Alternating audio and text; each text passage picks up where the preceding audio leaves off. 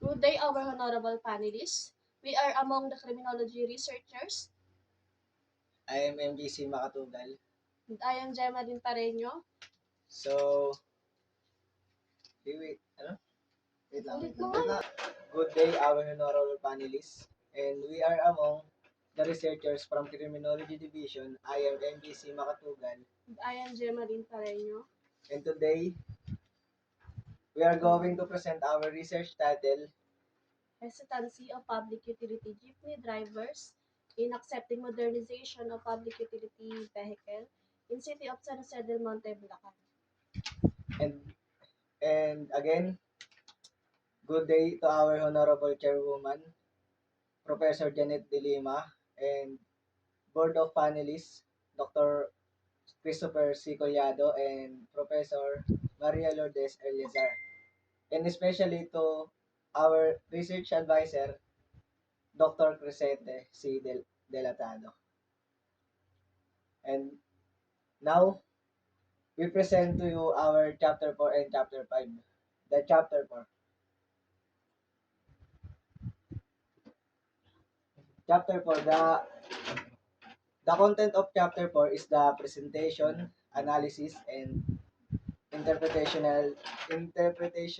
of data.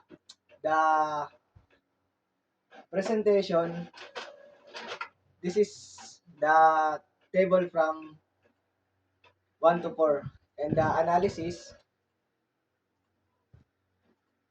the computation and presentation of weighted mean and interpretation of data. This is the summary and the cross-referencing. Table number 1.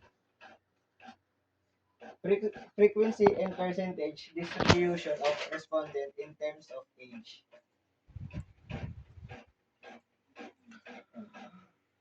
Table 1 shows the frequency and percentage in terms of age. Out of 50 respondents, the researchers surveyed 6 respondents are aged 18 to 25, accounting for 12% of the total respondents, and followed by 21 respondents are age of 26 to 33, accounting for 42% of the total respondents, and 15 respondents are age 34 to 45, with the 30% of the total respondents, and 8 respondents are age 46 above, with the 16 respondents.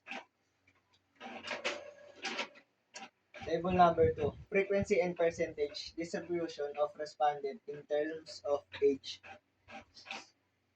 Table number 2 shows the frequency percentage in terms of sex. Out of 50 respondent, the researchers survey 50 respondent of male and 0 respondent for female. Therefore, this study has a 100% male population. Table 1.3 Frequency and percentage distributions of respondents in terms of number of years driving.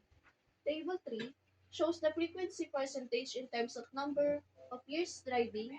Out of 50 respondents, the researchers surveyed 19 respondents of 1 to 10 years of driving, with a percentage of 38%, followed by 21 respondents of 11 to 20 years, with a percentage of 42%, and 10 respondents for 21 years and above, with a percentage of 20%. Therefore, 11 to 20 years is the highest percentage of the respondents, and the lowest is 21 years and above in terms of number of years driving. Table 2.1. Weighted mean and verbal interpretation in terms of income.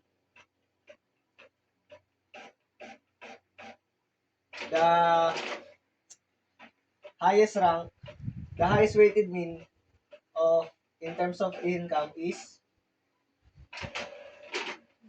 4.52, and the lowest is the 4, and the total general of grand mean is 4.20. Weighted mean and verbal interpretation in terms of acquisition cost.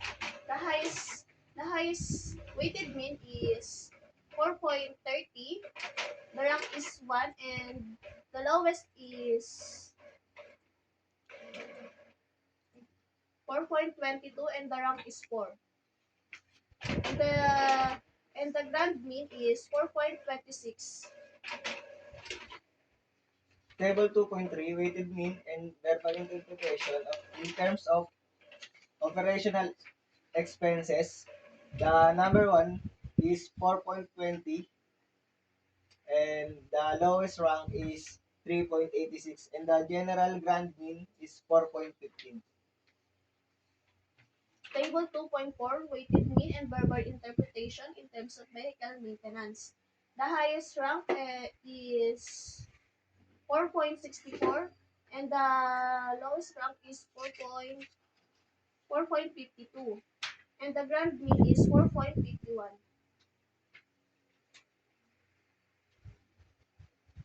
Table 3.1, weighted mean and verbal interpretation in terms of safety features.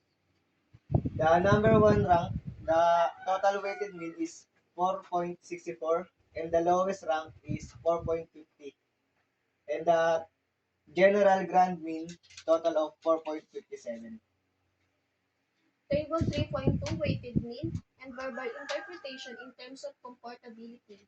The highest weighted mean is 4.56, which is the rank 1, and the lowest weighted mean is 4.14, and the general grand mean is 4.33.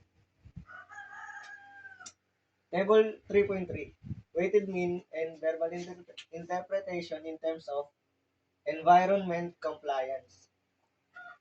Number one rank, total weighted mean is 4.52 and the lowest rank is 4.30 and the general total of grand mean is 4.43. Weighted mean and verbal Table 3.4, weighted mean and verbal interpretation in terms of payment convenience. The the highest weighted mean is 4.58, which is the rank 1, and the lowest weighted mean is 4, and the rank is 5, and the total grand mean is 4.20. The table 4, test of significance relationship. We use chi-square treatment for hypothesis. With the use of chi-square, the researchers able to determine if there is significant relationship between accepting modernization of public utility vehicles to hesitancy of public utility jeepney drivers. This table shows the chi-square result wherein the degree of freedom is 28 and the level of significance of 0.05 x squared computed 96.01 and x squared critical is 41.337. Since the x squared computed is greater than the x squared critical, researchers rejected the null hypothesis and accepted the alternative hypothesis. Therefore, researchers conclude that is there significant relationship between accepting modernization of public utility vehicles to hesitancy of public utility jeepney drivers. And now we present chapter 5. The chapter 5 is the summary, conclusion, and recommendation. This chapter presents the summary of the study, contains key information, gleaned summary of findings from the result, and decision. Summary of findings. The data gathered by the researchers were computed using the statistical treatment of data, frequency, and percentage distribution method, weighted mean, and chi-square. Conclusion 1. Based on the demographic profile of the respondent in terms of age, sex, and number of years driving, majority of the age is 26 to 33 years old, with 21 respondents, and the second is 34 to 45 years old, with 15 respondents, and third is 46 years old and above, with the 8 respondents, and the last is 18 to 25 years old, with 6 respondents, and the sex is almost all respondents were male with total of 50 respondents.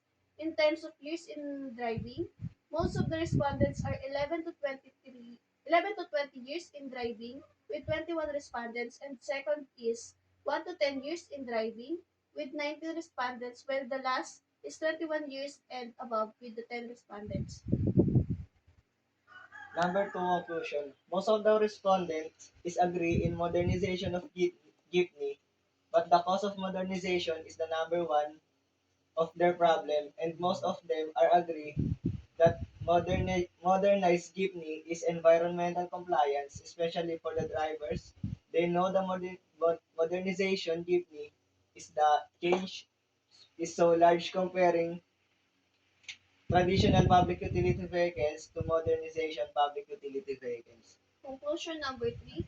Most of the respondents are agreed that if the government will provide a fund for the modernization of jeepney, they will accept it. And some of them are agreed that modernized jeepney has high operational expenses rather than traditional jeepney. Recommendation. The following are the recommendations made based on the result of the study and the mirror of significance of study. Number one, to the driver. Who responded to our survey, majority of them are agree with the modernization of public utility vehicles, but many of them are not able to afford to get the franchise. So many more drivers continue to use traditional public utility vehicles. I would recommend that the government provide financial assistance that can cover the cost of modernization public utility vehicles to help them and facilitate the acquisition of requirements so that they have their own franchise. Recommendation number two, to the passengers, they are one of the beneficiaries when modernized jeepneys become mandatory because the modernizations of public utility vehicles will make the passengers comfortability and safety more secure in their travel because of the upgraded technologies attached to the modernized jeepney that are not in traditional jeepneys. The researchers recommend following the rules to avoid unforeseen events. Recommendation number three, to the community. The modernized jeepney is so environmental friendly because it doesn't emit too much black smoke and its window are on the windshield and its exhaust is not noisy. The researchers recommend maintaining the vehicles daily before using them to prevent accidents that can damage our environment. Recommendation number four, to the future researchers, it is suggested that they will continue and enhance this study. The researchers encourage you also to find out more about the hesitancy of public utility GP drivers in accepting modernization of public utility vehicles. From this study, they can benefit and also be their own concept that will allow them to address both theories and ideologies so that they will have the opportunity to explain and fill in the gaps of their learning while using this study. And that's all. Thank you, our honorable panelists, and thank you for listening. Thank you.